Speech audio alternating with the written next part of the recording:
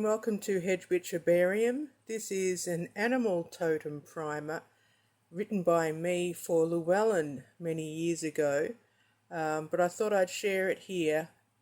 So, whether you're pagan or not, animals are our link to nature as well as other worlds which we access in our dreams, in religion and mythology, as well as understanding our hidden and not so hidden natures. They can represent our animalistic sides, our hidden desires, behaviours, yearnings, dreams and hopes. They invoke our spirituality and can act as guides along our paths to our destinations. In shamanism, an animal totem is necessary to guide the shaman or seeker to the lower kingdom or other worlds where deeper spiritual knowledge or wisdom is required. In certain tribes, a young warrior or youth going through initiation or a rite of passage will first venture out into the wild, find a cave or pitch some kind of shelter, possibly fast for a few days or take some hallucinogenic substance. This method allows for some kind of physical reaction to gain entrance into the spirit world, void, etc. Once in this trance state, the initiate will meet their spirit guide, sometimes in animal form, where they will discover their true nature or purpose and cross over to the realm where the journey allows the initiate to gain wisdom and come back to the tribe a mature and evolved member, bringing with them the gifts of knowledge and wisdom to share. There are many ancient stories involving animal totems, both mythological, for example, dragons, sphinxes, the griffin, winged horses like Pegasus, etc., or even half-man, half-animal like centaurs, the minotaur, etc., as well as animals in the real world. Prehistoric man would dress up as the beast they wanted to hunt, for example, reenacting the whole scene in order to imprint a successful hunt to feed the tribe. Cave paintings have been found depicting these kinds of images where the cavemen were wearing a headdress, usually with horns like bulls or bison. This is called sympathetic magic, when enacting the desired result was supposed to bring about the success of whatever the venture was. Like attracts like, etc., much like how magic works, acting as though the event has already happened. Animals have always represented different attributes to be found in humans. Ironically, our metaphors for animal-like behaviour have been way off the mark in most circumstances, such as, he is a pig. Pigs are usually clean and intelligent, or as stubborn as a mule. Who wouldn't be stubborn when forced to do something against their wishes? Or a snake in the grass, meaning sneaky. Firstly, snakes naturally live and travel in the grass, and secondly, sneakiness is necessary when fighting for survival. Snakes aren't sneaky or conniving, humans are. When it comes to exploring the associated attributes of each animal regarding how they relate to us, it's important to take into consideration the several levels of references such as historical, mythological, spiritual, psychological, etc. Also, within those levels are, of course, their general aspects that are exhibited in their natural habitats, as well as, to a degree, those exhibited in domestic situations. Humans have become severed from nature due to the progress of mankind, industrialization, and so on. Humans see the earth and its inhabitants as an inexhaustible resource which we can use and abuse without any repercussions. When it comes to animals, we think of them as something to put to a use for work, industry, food, chemicals and pharmaceuticals, entertainment and companionship. We cage them in zoos for our amusement, put them in races, dress them up in silly costumes, torture them in barbaric arena shows such as rodeos, bull running, horse jumping and dressage and so on.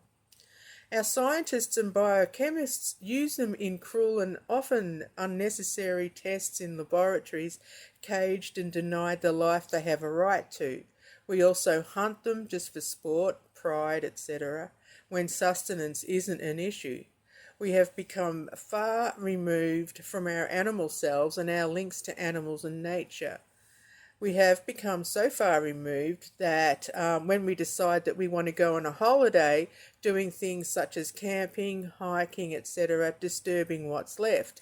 Those who leave their rubbish behind trample up habitats, of course. Some of us are respectful, though. We need to see and redevelop the whole world as a macrocosm to consider the delicate balance of nature and modify our existence to replenish the earth for all of its inhabitants, not just for humans. We've spent far too long smashing the earth into the shape that humans desire. And one way to re-establish our link to nature is to align ourselves with the animal kingdom by studying them and the environment they live in, and plenty of us do that. Every creature, no matter how large or small, has a role to play in maintaining the ecosystems on Earth. Getting back to animal totems, the first thing we should study is ourselves. Who are we? Where have we been? What makes us tick? Where are we going? Ask yourself, where do I fit in? What am I missing? What messages am I receiving in my dreams and in my waking life? Have there been any particular animals that have meant something special to you? Regardless as to whether the animals have been wild or domesticated or even symbolically represented in advertising or mythology, represented in books, movies, and so on, you need to discover what images have spoken to you. You might have had a fascination with dolphins or always adored butterflies or felt a strong bond with cats. You might feel drawn to bats or interested in elephants or have intermittent meetings with snakes. It's important to note what animals or creatures have been a focus in your life. Check out your ancestry and see if there's ever been a link to a particular animal or creature. In my background, the totem of the Aboriginal tribe I belong to is the long-necked turtle. Ever since I was a young child, I've had a fascination with turtles and only discovered my totem as an adult.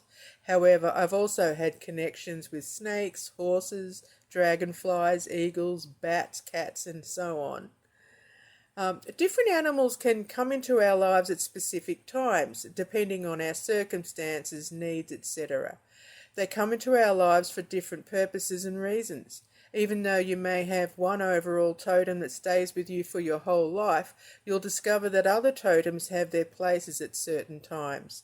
I remember a time when I was down and depressed for no particular reason, and I was living with a friend who had a wonderful Doberman called Lara. I was sitting on my bed with my face in my hands, just weeping. And when she came into the doorway and sat there, she was just looking at me, tilting her head one way or the other. And after a few minutes, she came up to me and put her head on my lap, her big brown eyes looking up at me as if to say, "What's wrong? Cheer up." I was so taken aback that she snapped me out of it and we became good friends. So here's a basic ritual for finding your animal totem. And this is the preparation. Create a sacred space by clearing the area or modifying your current space. Clear up any unnecessary clutter and make it as close to nature as you can with plants, rocks, shells, etc. Set up the altar with a green or brown cloth, the basic colours of nature, and place a consecrated candle, which is white, representing your higher self, on the altar. And during the consecration of your candle, inscribe it with your astrological symbol and your name or magical name, and use sandalwood oil, rubbing from the outer ends to the inner, meditating on establishing a link with your higher self. Place the items on your altar that represent the elements of nature, a rock or gem for earth or even a bowl of dirt, incense or a feather for air, a shell or bowl of water for water, charcoal in your cauldron for fire. Your altar doesn't have to be cluttered with animal images, but a few simple items are okay, or animal statues. If you're inclined to collect animal skulls and bones, you can place them on your altar too. If you already know your totem, you can adjust this ritual to suit yourself and place the related images on your altar. Gems and stones. For Mercury, topaz, opal, tourmaline, peridot, and emerald. For the moon, silver, moonstone, pearl and amber. It's up to you. You can choose. There's a correspondence chart which I am going to share in this video, but also will have a post, so go and check out my posts for the correspondence chart as well as some suggested reading. The combination of Mercury and Moon ensures enhanced psychic receptivity as well as contact with the different realms. Choose one of each planet if you can to put on the altar or hold in your hand during the ritual. You can also place them on the edge of the bath or shower when you conduct your ritual cleansing. Herbs for the incense. The purpose of the ritual is based on communication, so Wednesday is a good day for your ritual. The herbs are a combination of the planets Mercury and Moon for assistance in accessing the subconscious mind, communion with the animal kingdom, and communication. Choose between 3 to 5 herbs, but suit yourself if you'd like the incense to be more complicated. And I've got a little list up here which I'll also have in the post if you wanted to see either from these herbs for Mercury and Moon or whatever other planets and other associations you see in the correspondence chart that suits you. Ritual cleansing. A ritual bath or shower before the ritual assists in getting you programmed for the meditative process and allows you to focus on dedicating yourself to the purpose. It's also a matter of respect to enter the circle cleansed and in the right mind. When preparing yourself to meet your totem, don't wear overpowering perfumes. Keep it simple. Earthy or natural oils in the bath water or used to anoint yourself are more appropriate. Especially anoint your feet and your crown with patchouli oil for your feet and sandalwood for your crown. You can, of course, substitute the oils in regards to what's available, something earthy for your feet and something airy or spiritual for your crown. It's also preferable to conduct the ritual sky-clad, which means naked, or in a simple robe. The ritual. Cast your circle clockwise for the northern hemisphere and counterclockwise for the southern hemisphere, and call the quarters. As you call the quarters, move around the circle, and as you stop at each direction, like north, south, east, west, starting at north and ending at north, hold out the corresponding representation for the element. For example, north, which is earth, at least in the northern hemisphere, you would use a gemstone or a rock. For the east, which is air, you would use feather or an incense. For south, which is fire, candle or sword, and west, which is water, a shell or a bowl of water. In the southern hemisphere, of course, north is fire and south is earth. The statement of purpose. This is just a suggested statement of purpose. And what you would do after you call the quarters is call the deities of your choosing to witness the rite and assist you in your purpose. And you can also even wear a corresponding amulet or a symbol to honour the deity. And you will also call in your higher self to assist you in your path working. So going back to the statement of purpose, on this night I seek a meeting and communion with my true animal totem. I enter this circle with pure heart, mind, body and soul. I ask for your assistance and guidance. Please bestow your wisdom and guidance upon me so that I can be true to myself, to others, and to pay homage to the earth and all its creatures. Hail to the elements who keep the balance. Hail to Mercury, or Thoth, who assist me in my communication with my totem. Hail to my higher self, who watches over me. So mote it be. And again, I will post this statement of purpose along with the other things in a post, so you can adapt this for yourself and choose whatever deities you're using. So then you would position yourself to meditate. Focus on imagery regarding a pathway through nature, whatever suits you or feels right, such as a field or the beach, a track through a forest, and so on.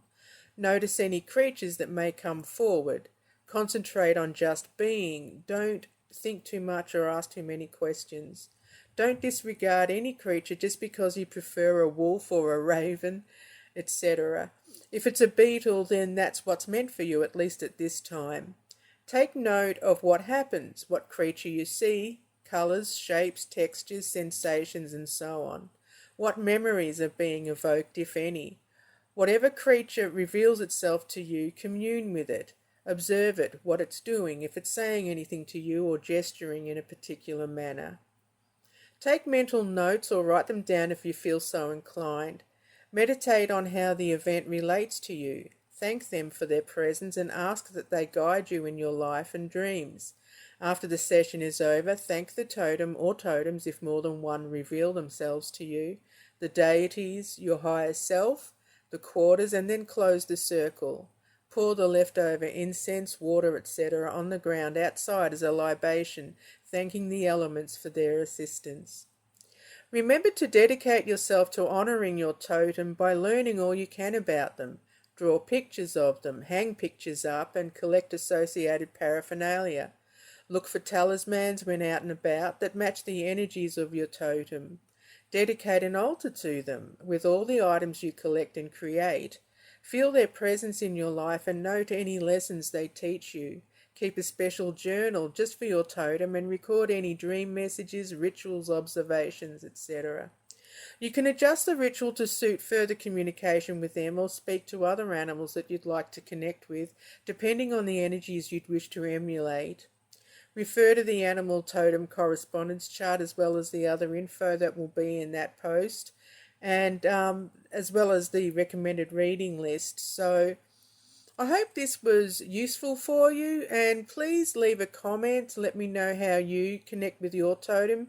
And if you do end up doing this ritual, I'd love to hear about it and how it works for you. And anyway, take care, good luck, and blessed be.